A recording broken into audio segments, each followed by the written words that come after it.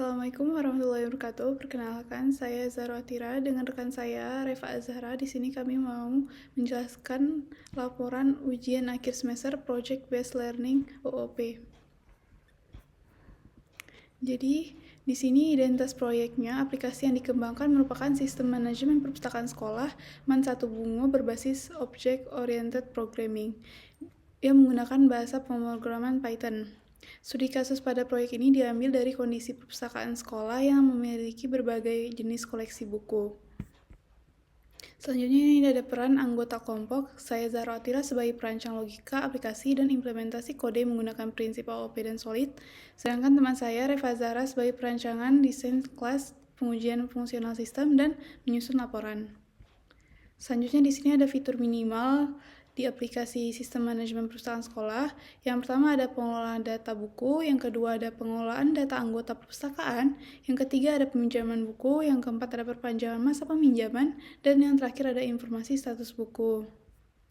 Selanjutnya di sini ada desain kelas yang kami terapkan dengan menggunakan class diagram. Yang pertama ada class library service yang memiliki atribut books dan member, dan metode add book, add member, borrow book, dan renew book. Selanjutnya ada class book. Di sini ada atribut title, author, ISBN, policy, is borrow, borrow date, and renew count. Dan metodenya ada calculate due date, can renew, dan STR. Selanjutnya ada class member. Di sini ada atribut name dan member ID yang memiliki metode kelola barang. Selanjutnya di sini ada class loan policy yang memiliki metode get loan period dan get max renewals. Dan berserta ada class reference policy, regular policy, dan children policy yang memiliki metode yang sama. Kode yang saya dan rekan saya buat, pada bagian paling atas ini kita mengimpor beberapa library penting. ABC di sini digunakan untuk membuat abstrak class yang akan sangat berperan dalam penerapan prinsip solid, khususnya untuk open close principle dan dependency inversion principle. Sedangkan datetime di sini digunakan untuk menghitung jatuh tempo peminjaman buku. Selanjutnya ada bagian untuk class loan policy. Jadi di sini adalah fondasi utama solid dimulai. Loan policy adalah abstract class, artinya ia tidak bisa langsung digunakan, tetapi menjadi kontrak bagi kelas turunannya. Prinsip yang diterapkan pada kelas ini ada abstraction, jadi kita hanya mendefinisikan apa yang harus dimiliki kebijakan peminjaman, bukan bagaimana caranya. Selanjutnya ada prinsip solid, yaitu OCP, sistem terbuka untuk penambahan kebijakan baru, tapi tertutup untuk perubahan kode lama. Dan selanjutnya ada prinsip solid dependency inversion principle. Jadi kelas lain akan bergantung pada abstraksi, yaitu kelas loan policy, tapi bukan kelas concrete. Prinsip solid selanjutnya ada dependency inversion principle atau DIP. Jadi kelas lain akan bergantung pada abstraksi kelas loan policy, tapi bukan kelas concrete. Selanjutnya ada 3 kelas kebijakan peminjaman di sini. Jadi 3 kelas ini ada implementasi konkret dari loan policy, masing-masing punya aturan berbeda tanpa mengubah kelas lain. Prinsip yang digunakan pada kelas ini ada OOP polymorphism, yaitu object book akan memperlakukan semua policy dengan cara yang sama. Selanjutnya ada prinsip solid OCP. Jadi jika nanti ada magazine policy, cukup tambah kelas baru tanpa mengubah book atau library service. Dan yang selanjutnya ada class book yang merupakan entitas utama dalam sistem. Jadi semua data buku, status peminjaman, dan aturan peminjaman dibungkus di satu kelas ini. Prinsip OOP yang digunakan pada kelas ini ada encapsulation. Jadi data buku dan perilakunya itu disatukan. Dan yang kedua ada composition, yaitu buku memiliki kebijakan, bukan mewarisi kebijakan. Dan prinsip solid yang ada pada kelas ini ada dependency inversion principle atau DIP. Jadi kelas buku ini tidak dapat bergantung pada regular policy, tapi pada loan policy. Dan di sini juga ada metode untuk perhitungan jatuh tempo. Perhitungan jatuh tempo tidak ditulis langsung dengan angka tetap, melainkan mengambil nilai dari policy. Ini membuat sistem fleksibel dan mudah dikembangkan untuk pengembangan di masa depan. Baiklah, di sini saya akan melanjutkan penjelasan dari teman saya.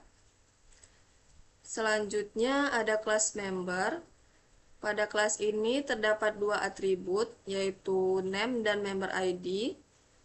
Kelas ini telah menerapkan prinsip solid, yaitu single responsibility principle, karena hanya memiliki satu tanggung jawab saja, yaitu menyimpan dan merepresentasikan data anggota perpustakaan. Selanjutnya ada kelas library service. Kelas ini merupakan inti dari proses bisnis pada sistem perpustakaan ini. Kelas ini memiliki dua list, yaitu books dan juga members yang digunakan untuk menyimpan data buku dan data anggota. Selanjutnya terdapat metode borrow book dan renew book. Metode ini berfungsi untuk mengatur peminjaman dan perpanjangan peminjaman buku. Pada kelas library service ini telah menerapkan beberapa prinsip solid. Prinsip yang pertama adalah single responsibility principle.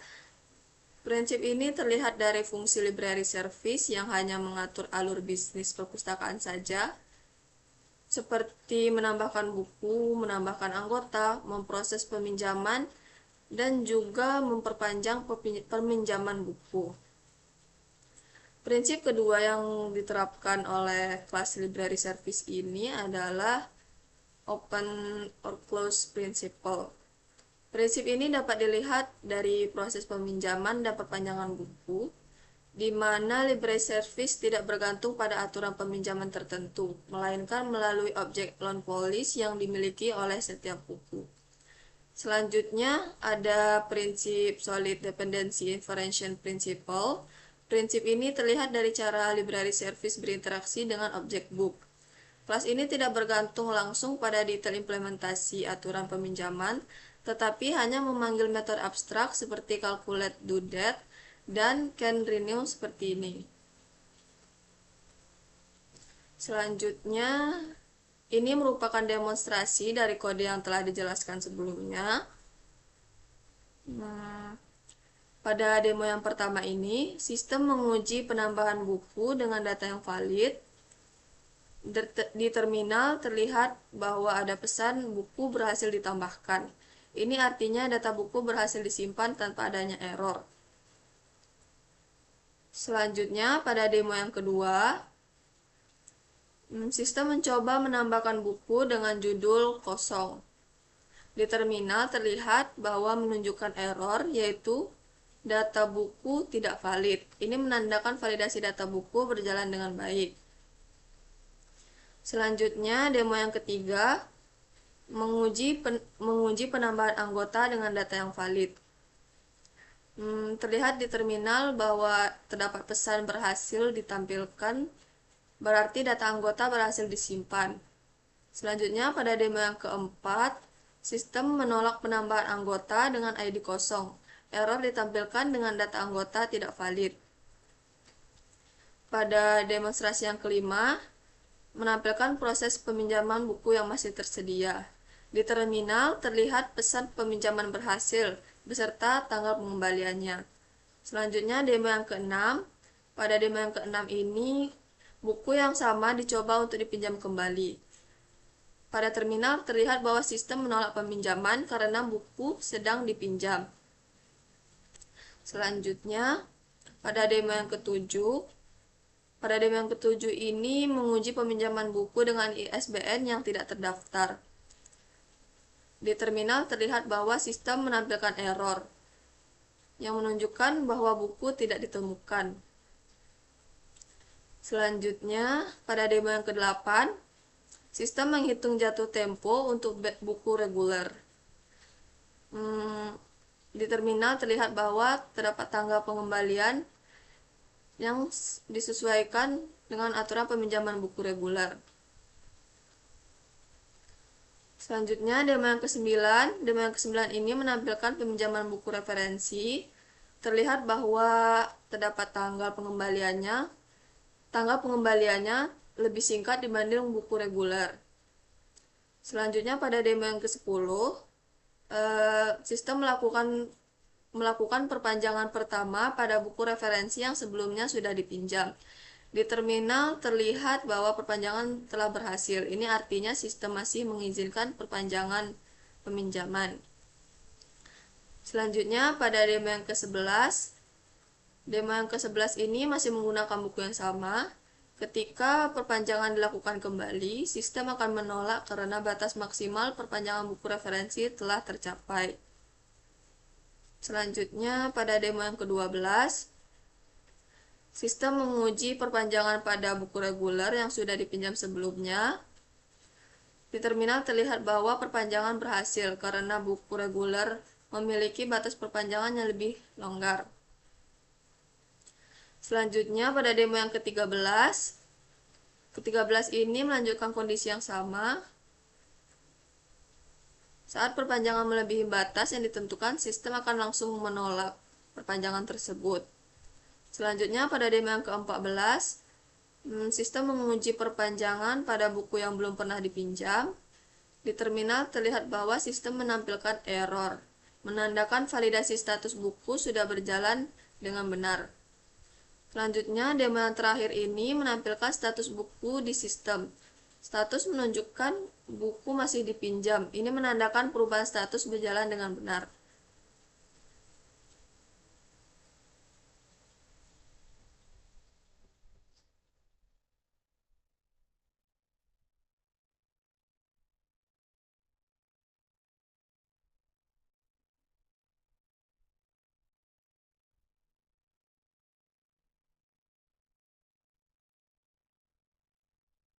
Dari penjelasan kode dan juga demonstrasi yang telah dilakukan, dapat dilihat bahwa sistem perpustakaan ini telah menerapkan prinsip OOP dan juga prinsip solid secara konsisten, yang dimana setiap kelas memiliki tanggung jawab yang sudah jelas dan aturan peminjaman yang lebih fleksibel.